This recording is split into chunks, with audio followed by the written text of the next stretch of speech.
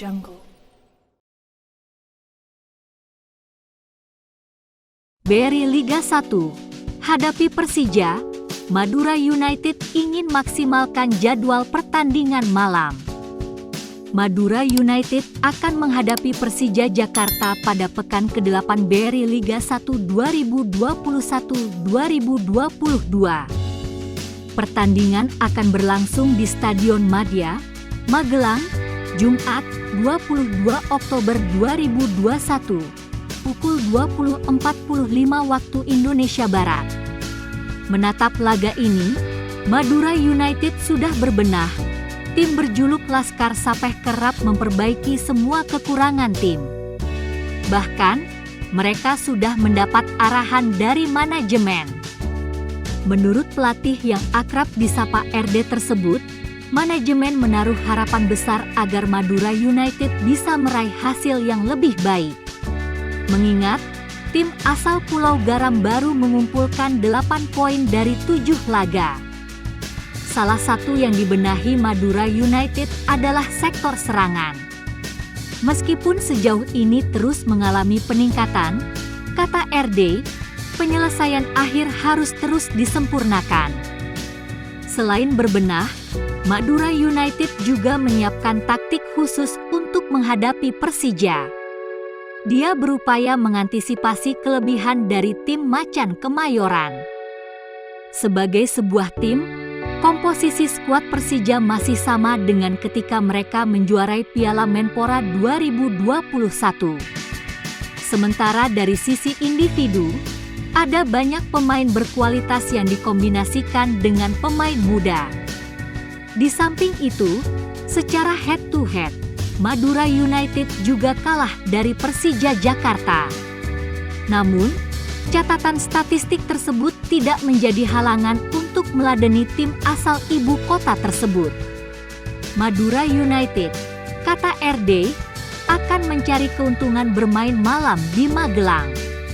Mengingat selama ini, Laskar Sapeh kerap hampir selalu bermain sore. Arema FC rela menjadi martir Persatuan Supporter Indonesia.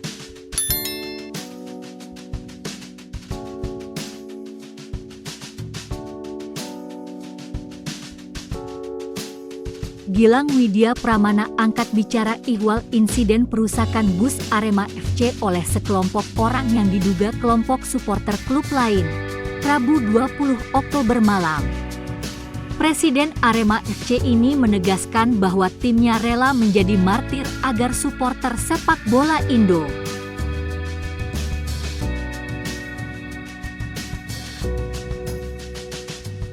Sebelumnya, terjadi insiden perusakan sekelompok orang yang diduga sebagai kelompok supporter lain terhadap bus Arema FC. Perusakan ini terjadi di hotel tempat Arema FC menginap di salah satu daerah di Yogyakarta.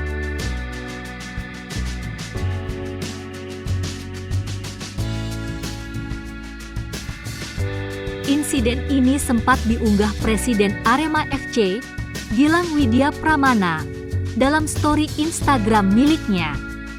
Dalam unggahan tersebut, Gilang menyebut bahwa para sekelompok orang ini membawa batu, rantai, dan kunci Inggris untuk merusak bus Arema.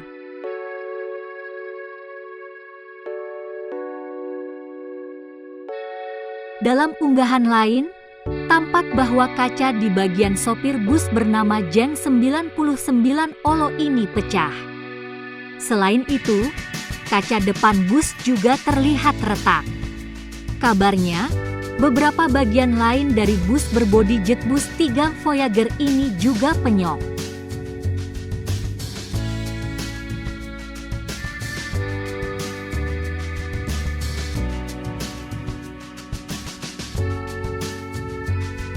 Gilang mengutuk perbuatan sekelompok oknum supporter tersebut.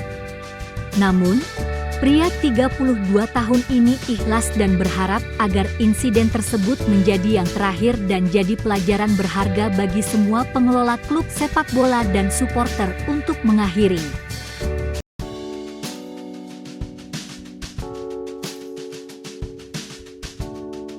Lebih lanjut, Gilang mengaku telah menerima permintaan maaf official Persebaya.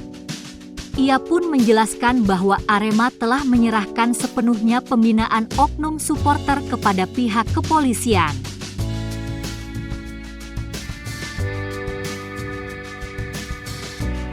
Gilang pun berharap agar oknum pelaku perusakan bus Arema bisa meminta maaf secara terbuka kepada Arema FC dan Aremania, serta Persebaya dan bonek.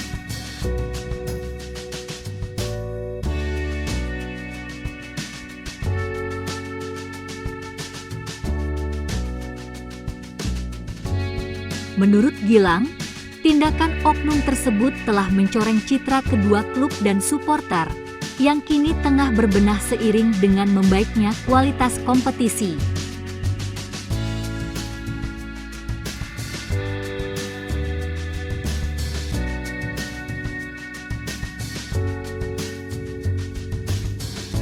Gilang juga meminta agar semua pihak mengubur dendam dan membuang rivalitas yang berpotensi menghilangkan nyawa sesama. Ia pun mengajak semua pihak melahirkan rivalitas positif dalam memberi dukungan kepada klub yang dicintai, yaitu adu kreativitas, membangun penampilan yang berkualitas dan bermanfaat bagi banyak orang.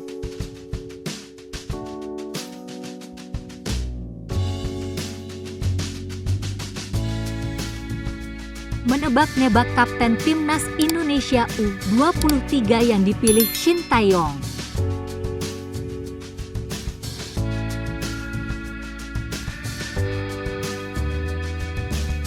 Pertanyaan soal siapa pemain yang layak menjadi kapten dan memimpin timnas Indonesia selalu menarik dibicarakan. Tak terkecuali di timnas Indonesia U23 yang bakal berlaga di kualifikasi Piala Asia U23 2022.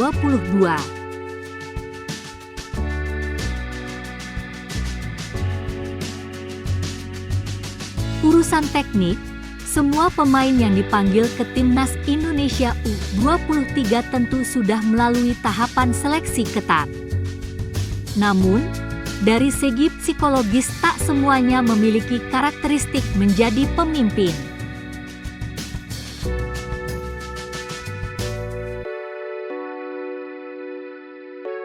Pemain yang layak menggunakan ban kapten tentu harus memiliki sifat dasar sebagai pemimpin. Ketika berada di lapangan perannya bakal sentral untuk membantu menafsirkan instruksi pelatih ke rekan setim.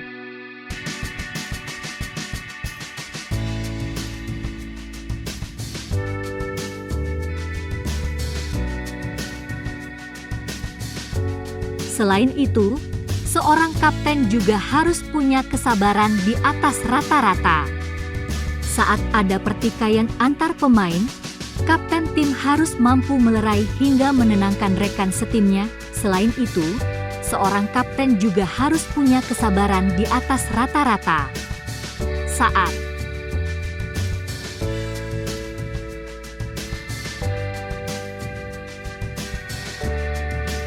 kapten juga harus mampu melindungi rekan setimnya sebagai jembatan dengan wasit bila ada pelanggaran yang memicu keluarnya kartu kuning dan merah.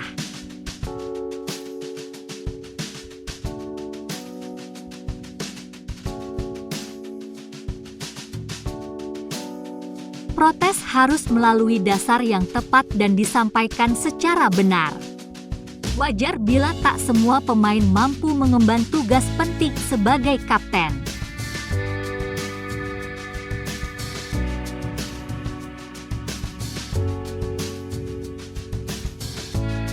Pada laga uji coba melawan Tajikistan, Selasa, 19 Oktober 2021, pelatih Shin Tae-yong mempercayakan ban kapten timnas Indonesia U23 kepada Asnawi Mangkualam.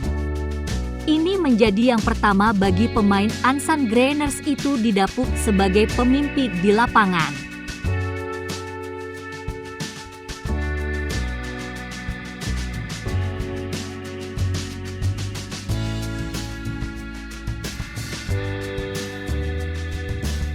Asnawi memang tipe pemain yang tidak banyak bicara di lapangan, bahkan cenderung legowo.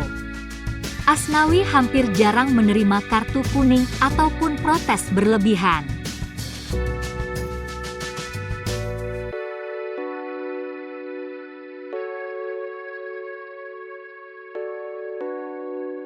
Perannya sebagai bek sayap memungkinkan Asnawi menjadi penghubung ke semua lini untuk memberikan instruksi. Namun, sejauh ini memang jiwa kepemimpinan Asnawi belum teruji karena baru sekali dipercaya menjadi kapten.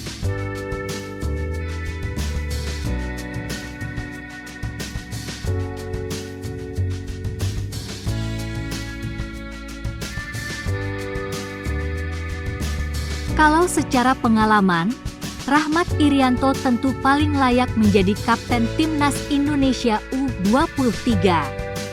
Pemain berusia 22 tahun itu pada awal musim ini dipercaya menjadi kapten Persebaya Surabaya. Ia juga punya pengalaman menjadi kapten Timnas Indonesia.